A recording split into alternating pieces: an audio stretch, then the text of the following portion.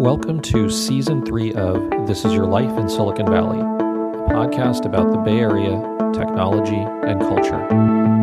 I'm your host, Sunil Rajaraman, and I'm joined by my co-host, Yasha Kakis-Wolf. Sunil, if I say Buster or Gary, what do you think about?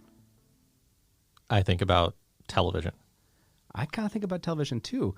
We have a pretty cool guest on today. Somebody who you might think about from television. Tony Hale is really a great American television actor. I mean, he's a multiple-time Emmy Award winner, I believe. Don't fact-check that. But he has definitely won at least one. And what I remember him for, I just have such a fond memory of him on Arrested Development, which was really the first show that I ever binge-watched. Yeah, I remembered Tony immediately as a TV star because of binge watching Arrested Development. I also remember Veep, but I was introduced to Tony recently when he was in San Francisco acting in a play.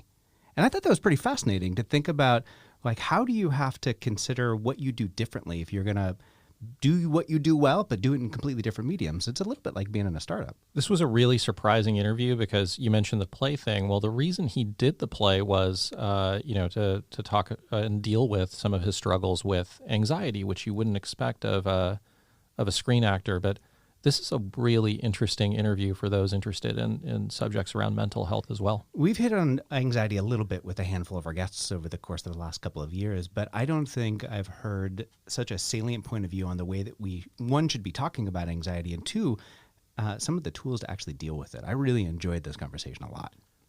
We hope you enjoyed today's episode. Tony, thanks for joining us today.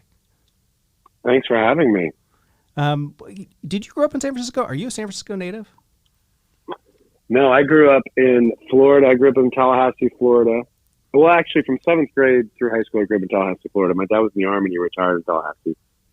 And then I was in San Francisco from the day after Christmas this year until like February 17th doing a play at the American Conservatory Theater. So you're kind of like a San Francisco native now. Where do you call home today? I live in Los Angeles. Yeah. Do you like LA more than you like San Francisco? LA's home to me, but I really did enjoy San Francisco. Yeah. I enjoyed it a lot. So Los Angeles. I didn't tour around though. I was. By the way, sorry, and Tony, I apologize for interrupting you. Normally we do these live, and this is only our second phone interview, and so I don't have the benefit of being able to, look you in the eyes like I am Yasha right now. And it's like uncomfortably staring at me. Oh, that's fine. Okay, guys. Get around. No, go ahead, because I hear what you're saying. It's hard because we can't see each other nonverbal when we want to say something, so it's tricky. It's tricky, but why don't you go ahead and finish your thought, and then I'll ask a question. This is my 40-something-year-old brain. I forgot what I was going to say. So you go ahead. Los Angeles. Okay. Los Angeles is too broad. Where in Los Angeles do you live right now? I live in Studio City. Studio City. Okay. All right. So yeah. Do you make it east of La Cienega much, or what's your, what? We actually don't go to we don't go to the west side much because it's the traffic is so tricky and it takes a good 45 minutes to an hour just to go to the west side or visit somebody. And we kind of stay on the east side. We're kind of official east siders. Okay, got it. What happened to you in your childhood in Florida as you thought about the West Coast? Or actually, did you think about the West Coast? Were you ever like, I think I'm going to live in California? I never thought that. I grew up in Tallahassee, Florida. I went to college in Birmingham, Alabama. I went to a school called Samford University. And then after that, I went back home to do a job, and then I moved to New York in 95 and really thought that I would just kind of stay in New York. I'd always kind of wanted to visit LA, but it was kind of intimidating, or California in general was kind of intimidating.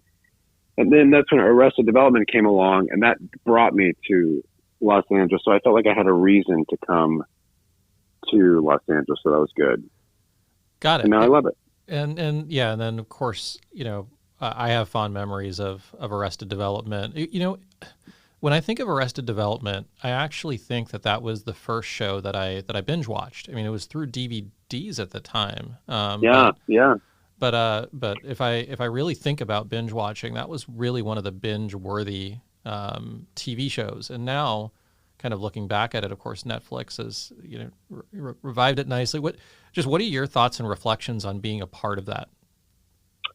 Well, I mean, I've got a lot of thoughts and reflections about being on Arrested Development. One, you mentioned the binge watching from the DVDs. That's really how it kind of gained popularity, because it was when Arrested Development started. Our ratings were never good. It was not a very popular show, and I think a lot of it had to do with because it was a very dense show. There was a lot of material, a lot of jokes in each episode, and you really had to pay attention. And that's why I think the popularity grew when DVDs came out, because people could rewatch it and catch the jokes that they missed.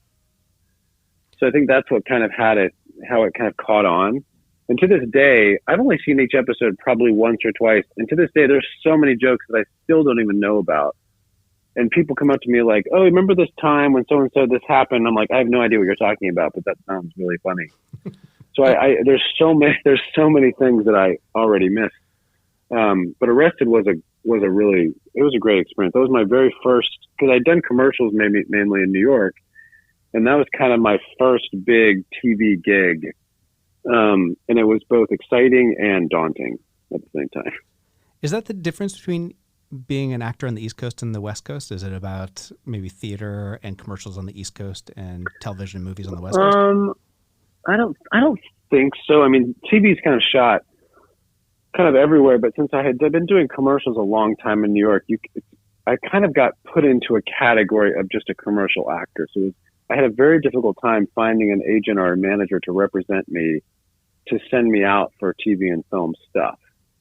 And then finally I found somebody who could send me out. And then a year later is when the Arrested thing came along. But it was really kind of, people saw me as like the quirky guy who's not all there. That was kind of my description, which by the way, still remains. That hasn't changed. Hey, if it brings home Emmys, that's. Thank you. Yeah, I'll take it. But it was like in commercials, I was definitely like, I think I was described as like a dumber David Schwimmer. So, that was kind of wait a category. Second, is David Schwimmer smart? I was even a dumber version of that. No, you're incredible. I mean, it takes genius to act like an everyman. That's what I will say. So I think you're actually a genius, and you're being modest. Oh, nice. Well, David, I don't know David. I'm sure he's a really nice guy, but we definitely had that both like wide-eyed, dumb type, and then I was like even dumber of a type. You know what? And I have so many questions about. I mean, of course, Arrested Development and Veep, two of the really binge-worthy shows. And I think about, we often hear in Silicon Valley talk about future of TV, this and that, and we never ask the people who are actually in the shows what they think. We ask technologists. And so here we are sitting with an Emmy Award-winning actor. What do you think the future of TV is? How does this whole Netflix thing play out in streaming wars? Yeah, I think honestly, I feel like we're in a season right now where people are just still trying to figure it out. The whole streaming thing is still very new. Like they don't even know how. I mean, everybody's just obviously jumping on the bandwagon, getting their own streaming service. But I still think it's very, very fresh. The bonus of it all is, there used to be 5 top networks that had a pilot season, and that's all where the material was. And now, in addition to cable having so many more channels, now there's all these streaming services. So there's a lot of different categories of work that you can sign up for and opportunities. So I think the field is much larger, and like different kind of comic tastes and genres and all that kind of stuff. Curious to dig into that a little bit more. I mean, so we had audio, 10 years ago, we had people pirating stuff, from Napster. I guess that was longer. It was like 17 years ago, call it. And eventually everybody decided, okay, you know what, actually, now that there's Spotify and a couple things, it's worth paying the $10 a month for, so I don't get, sued by the R. And then everybody thought YouTube was going to be the thing, and we're going to discover undiscovered talent, et cetera. But has ultimately what's happened is we're back to the same state, meaning, it's really expensive production, and it's just the distribution mechanism has changed. Like, is there any chance for new talent to break in, Tony, or is it really just the same thing again? Do you mean new talent? When you say new talent, to break in new technology talent, or? I mean, actors, actresses, like to break into the industry, get your own Netflix show or gain visibility. Is it really possible? Yeah. I see. My thing is, I think it's honestly more possible because there's so many different avenues and opportunities to showcase work. So if somebody has a really popular following on, say, YouTube or something like that, then some streaming services sees that and gives them, that's happened actually many times, where they give them their own talk show or they give them their own scripted show. So it's like these platforms like a YouTube where you can get your name out there and start doing your work. When I was starting out in New York, we didn't have any of the digital platforms. We had nothing digital. So it was all about, when I was trying to get my name out there, we would just do theatrical showcases in New York, and agents would come and watch us, and we would hope that they would bring us into their office and start sending us out for commercials. And then you'd put your audition on a VHS tape and you'd send it out to LA. I mean, it was so different. Now the access, I feel, is even more of an opportunity for people who haven't got a platform yet to get out there, honestly, I think. Is the talent level the same? Is it better now, maybe, than from 10 years ago? Is that pointed? That's super pointed. No, it's not pointed. I think it's hard. It's a hard question to ask because I think it's always been a mixed bag. People sometimes, it's also super subjective, but I think it's always a mixed bag of kind of like how people got something and if they knew somebody or if their talent really stood out. I think something that's actually really, really good and there's really talent there, I think that typically always rises to the surface. But then again, there's other stories where somebody really talented has a really hard time getting. I think it's just all over the place. Honestly, it's a mixed bag. Do we yet have an example of a YouTube star making it all the way to a big time action movie or something like that in a main role? I don't know. So Neil, you're kind of a big fan of the Paul brothers, right? Oh yeah, big fan of those guys. Jerks. Well, there's a girl who's. I did her show on E. I think she's on E now. Lily Singh has done really well. Yeah. And so she was in a Super Bowl commercial, etc. But it like there's almost a ceiling. It feels like where it's only a matter of time. To your point, it's probably right where one of these people will break out and be star of the next Will Smith or something like that. Yeah, exactly. Maybe to shift gears a little bit. I know that we're talking about television and technology around television, maybe even movies to an extent there. But you were just in San Francisco for a couple of months doing a play. And that feels kind of very different from what you've been doing before. And even the access to content that we've just been talking about. Like what's the thought process for you as you decide to do a play? And what's it like doing a play compared to a TV show? Yeah. Terrifying. But it's, the reason I did it is I've struggled with anxiety for most of my life, and I've had a lot of anxiety about getting back on stage. I've had a lot of anxiety with that. And so I've been kind of in this season, this is kind of a long story, but I'll make it short. Speaking to Arrested Development, I went through this season with Arrested Development where it was my dream in life to get a sitcom. I got the sitcom. It didn't satisfy me the way I thought it was going to satisfy me because most of my life I had not been present. And I'd looked to this sitcom as like the big thing that's going to fix everything. And I got it, and it didn't satisfy me, and it scared me. And the truth is, if you're not practicing contentment where you are, you're not going to be content when you get what you want. And so it took me from that experience, it took me on this whole season of really trying to be present and practicing contentment. And through this season, there's this quote that says you have to wake yourself up 100 times a day to where you are. And so I felt like through therapy and just through a lot of my own personal stuff, I began to trying to wake myself up to just the everyday. And then I really wanted to get back to theater, and this play came across. My agents told me about it, and it was called Wakey Wakey. And it was by Will Eno, and it was a one-man play. And I was like, oh, hell, a one-man play? That sounds terrifying. But I started reading, and the play is really a lot about waking yourself up to life and having times of gratitude and all this kind of stuff. And it just felt like such a perfect storm of the season in life that I was in, wanting to get back to theater, meeting Pam McKinnon and Will Eno and all these guys, Annie Kaufman, and just they're such great people. And I was like, you know what? I just feel like this is a step I need to take.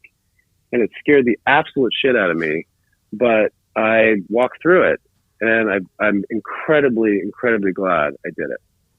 It's interesting. I didn't expect the conversation to take this turn, but we'll ask about this a little bit more.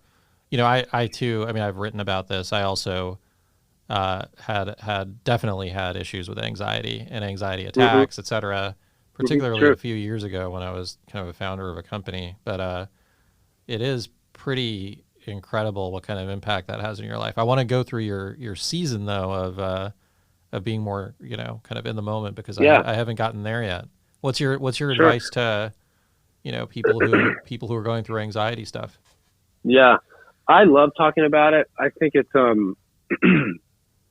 it's something that I think I probably talk about it so much because it's a daily choice that I struggle with. But I did something called cognitive behavioral therapy, which is a lot of where for so many years I felt like I was a victim to my thoughts and my feelings. And I would have this just tsunami of thoughts and feelings that just felt like I was drowning.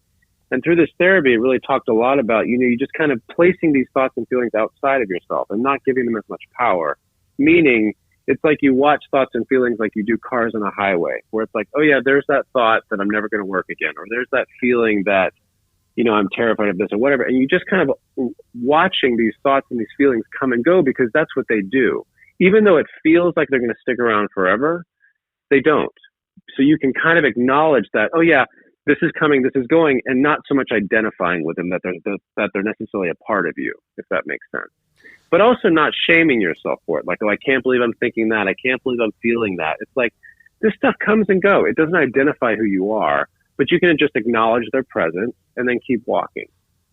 And so that had a lot to do with kind of my journey. But like tools that I would use, which I continue to use to this day, is like, you know, activating the senses. Like when I'm kind of feeling anxious, I'm typically not in my body. I'm typically somewhere else in a narrative in my head. And so I would find myself like, okay, what do I smell? What am I touching? Or what can I touch? What am I tasting? And it's like just kind of grounding your body in those things. So I'd touch the table around me. What am I smelling right now? And then it's little things like that would help me kind of get more grounded. There was another one where if I ever found myself living in the what if, like, what if this happens? What if this happens? What if this happens? And it's like, just say not now. And so I would just go around many times and just say, not now, not now. And even right now, I'd be like, not now. I'm doing this podcast. That's what I'm doing right now. It is pretty incredible. I mean, you know, someone who's achieved as much as you, and you know, tying it back to Silicon Valley life, I think one thing that doesn't make anxiety much easier these days is, you know, social media, of course. And my theory on that is it's just so easy to benchmark yourself against someone who's slightly better, and of course, and wonder, well, and that's what's bad. I didn't let you finish. You go ahead. Sorry. No. You were getting right into it. But yeah, it's you can create this distortion field so easily that you're not doing well because it appears as if someone else is doing well. Yeah, and it's like on Instagram, it's just one, for me, it can become one big comparison game, you know, and it's tricky, and I have to take, my wife, when I was in San Francisco, she has a code on my phone and my iPad where I remove the browser and then I take off the app store. So I can't download Instagram or Twitter, and I take off the browser. And it sounds crazy, but I feel like those 2 months, and I even do it when I'm on jobs or if I'm at home and I need to focus, it's amazing how you think you can't live without it, but you really can. And I just kind of found myself being a lot more in the space and not kind of, I don't know, just in other places, because that comparison game really can very easily kick in for me. Have you heard this? I've heard this story that it used to be, I don't know if it's still happening, but college students were on Instagram and they were changing They were changing schools because they thought their friends on Instagram were having more fun than they were. That doesn't shock me at all. So I gave a speech at a really what's known to be a very, very competitive high school locally here in the Bay Area about the subject. And one thing that I noticed was happening was students were actually sharing their college admissions letters, acceptance letters on Instagram. And so, you find out that your friend gets into Berkeley and you get the rejection letter. I mean, not only do you have to live through the the initial rejection, you have to live through the Instagram posts of people who did get in. It's horrifying. Yeah. And I tell you, there's two things that I thought about that I want to make sure I remember. But one is kids nowadays, like we didn't have this when we were kids. And it's also like kids seeing other kids at parties that they weren't invited to. Yeah. I didn't know if my friends were at parties that I wasn't invited to. I was just kind of I just thought I was doing fine. But you can see all these pictures like, oh, I wasn't invited to that. I wasn't invited. How hard that is. I mean, especially if you're in middle school or something and you're in such a vulnerable place.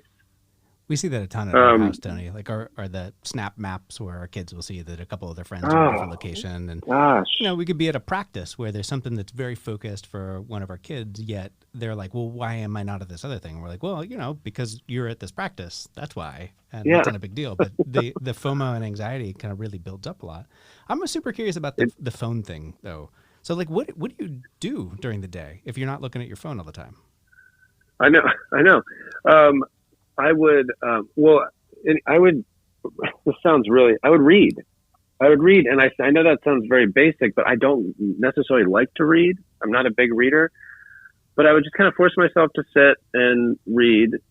And I didn't like read the whole time, but I would just kind of sit there. And then I would also, rather than getting on a browser or getting on Twitter, Instagram, I would FaceTime my wife and my daughter back home and we'd chat, or I'd turn on the TV and look at something on Netflix.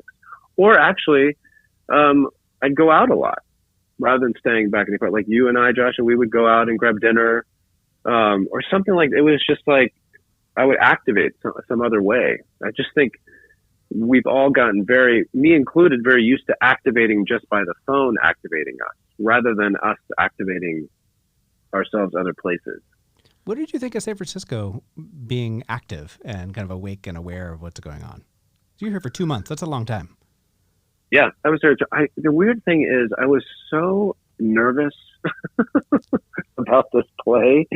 I would just kind of, and that is another thing I would do when I would come back tomorrow. I would just drill my lines in my head.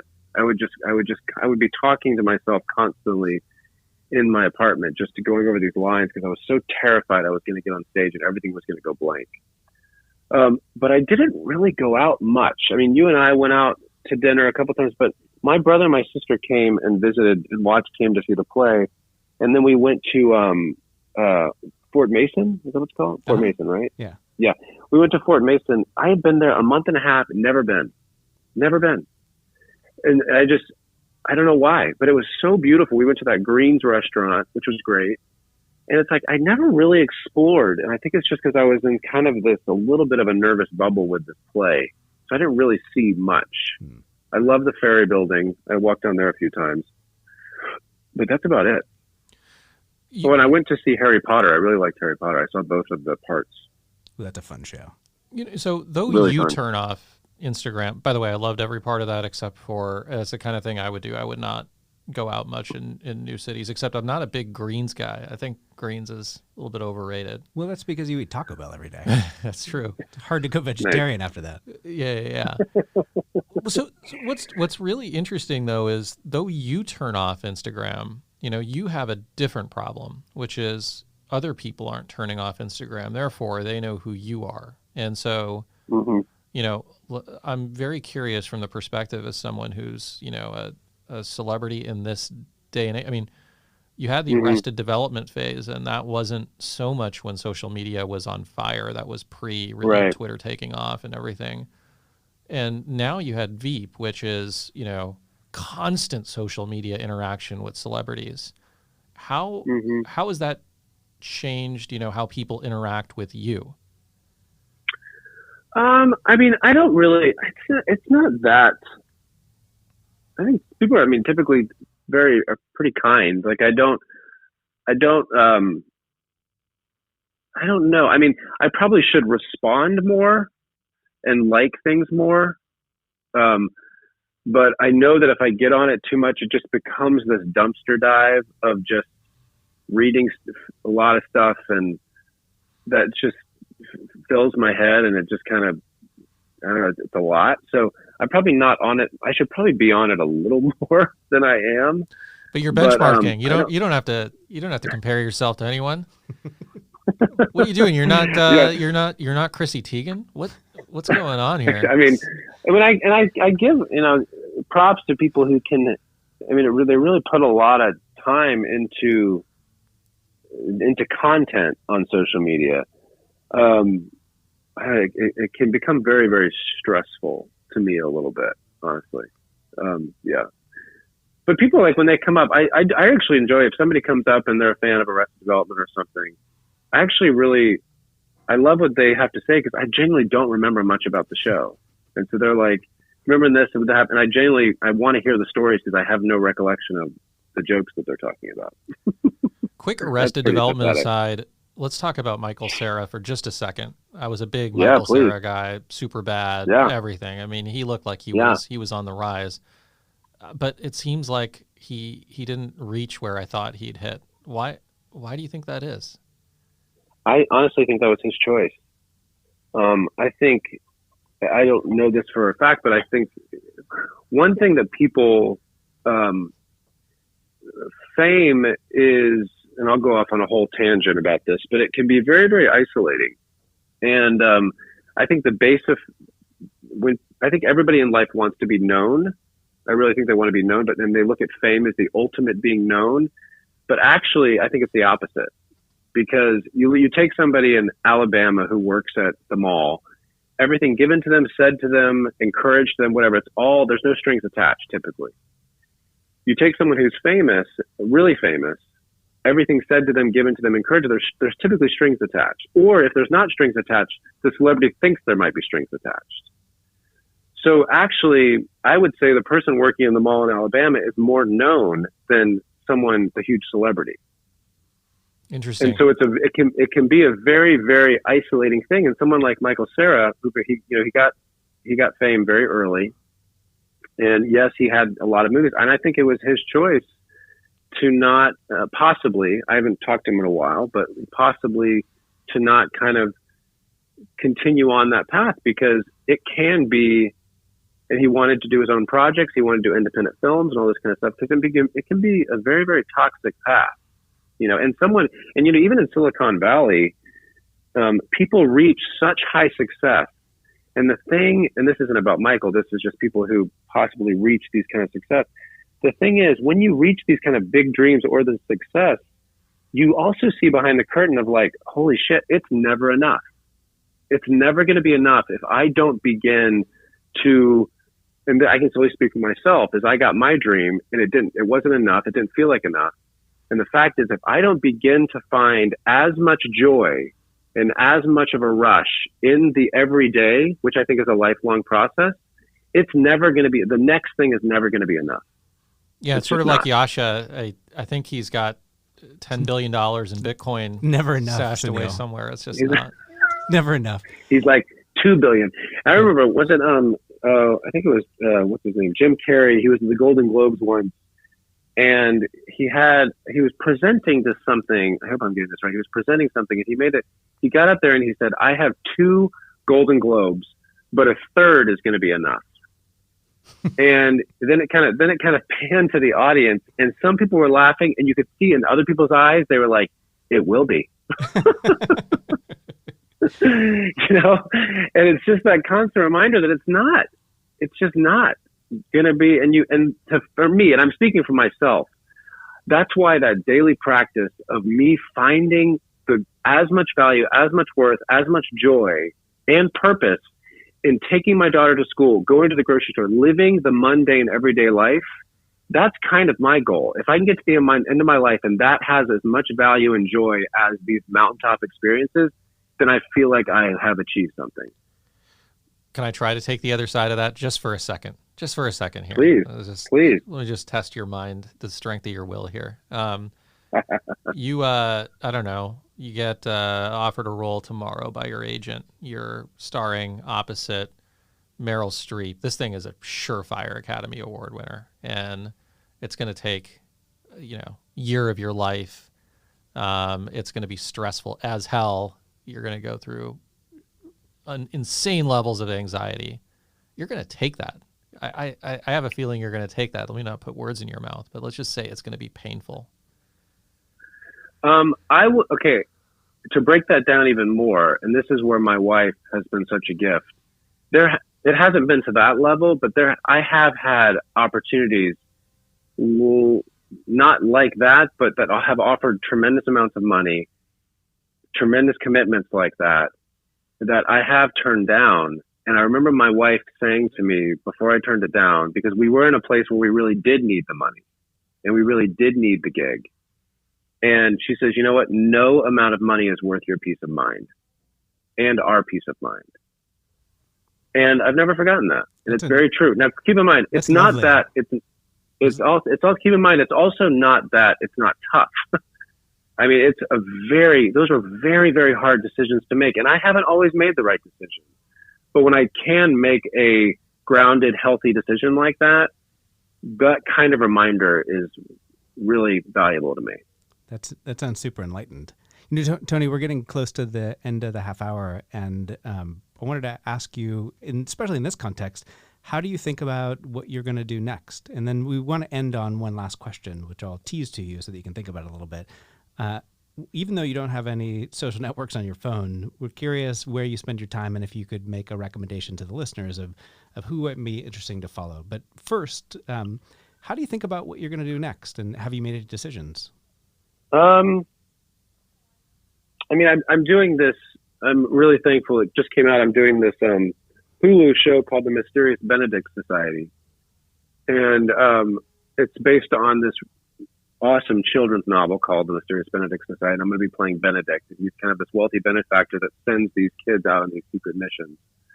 So I'm really pumped about that. I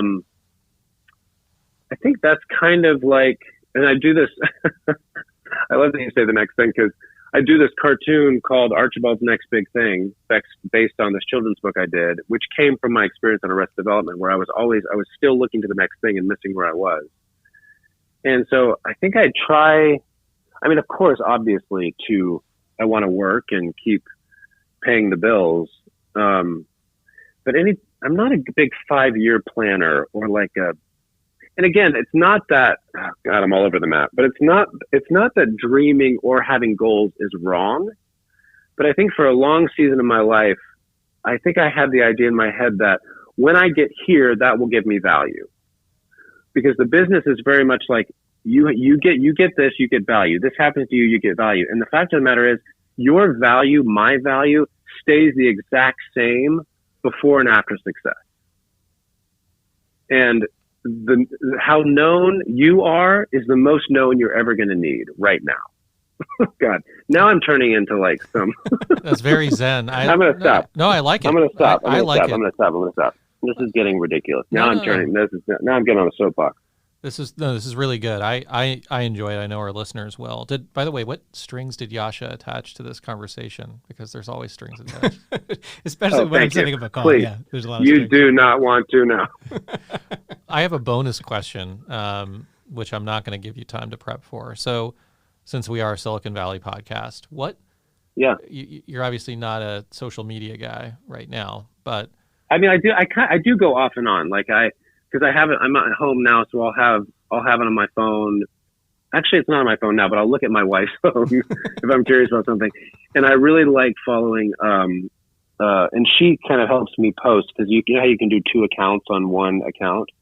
But Celeste Barber is someone I really enjoy following, because she takes these videos and these photos of models and stuff, and she reenacts them, and it's just she's very funny. Anyway. Well, the bonus question I was going to ask you is there a tech company that's sort of, I don't know, off the fringe or a little bit away from mainstream, like Uber or whatever, just that you interact with it on a somewhat regular basis, or a startup that you heard of that, whoa, like that's pretty cool what they're doing there? Is there anything like that in your life that I don't know, you read a news story about or you interact with that you're like, whoa, that's really cool what's happening? Oh, dang it. Oh, I love that question. 'Cause I love to, like, if there's anything that I did find this, I did find this one. It's called, it's called Bible Map. And I found it interesting because I like history. And when there's like a place in the Bible or something, you can click on it and it shows all of this. It shows like a map to the place, and then it also shows artifacts and stuff found there. I thought that was interesting. Anyways, that's kind of a random one. Well, that's kind of the beauty of all the stuff that happens around in the technology world, is that there are these kind of micro products that serve a very specific need, and when we find them, they add value to our life, and that's ultimately what we all care about. Tony, this has been awesome. Really appreciate you being so vulnerable and sharing with us today about anxiety, and I've really enjoyed the conversation. Thank you very much for being here. Well, thanks for having me, guys. You're great, and have severe value. Severe is probably not the right way. True. What's the right word? Anyways, you can cut it off now. Can you end your social media hiatus to share this episode when, I don't know if you're going to do that for us, but we would love that. All right. Totally. Absolutely. Thanks a ton for being here. We appreciate it. So, Neil, one of the things that I have appreciated about you from kind of the time that I met you, but it's really shown up a lot as we've been doing these podcasts, is that you're really open about how you kind of deal with anxiety a lot. I've always thought it was really brave. I was really touched today by the conversation and how you and Tony really were sharing a lot about the things that you deal with, and really some tools to actually start to work through anxiety. Well, this was a rare phone interview for us, and I've never met Tony in person. I know you've developed a good friendship with him, but just the fact that we established that connection over the phone really, to me, indicates what kind of guy he is, and he's just a good person, and I appreciated his transparency. Yeah, I hope that little conversations like this, and the audience, the people that listen to a podcast like this, who hear somebody who's had a lot of professional success, share some of the things that they struggle with, and I think a really practical and positive way to deal with it, I hope is part of the way that we start to make a bigger impact on the topic of mental health. We hope you enjoyed the episode. And we hear that Tony might come back for a live event at some point. I mean, we're pitching it hard, so we'll see if we can get him back up here. If you enjoyed this episode and the podcast in general, what we would love for you to do is hop onto the channel that you found us in, leave us a comment, and rate us 5 stars. What it does for us is it helps more and more people find the podcast. Thanks for joining us today.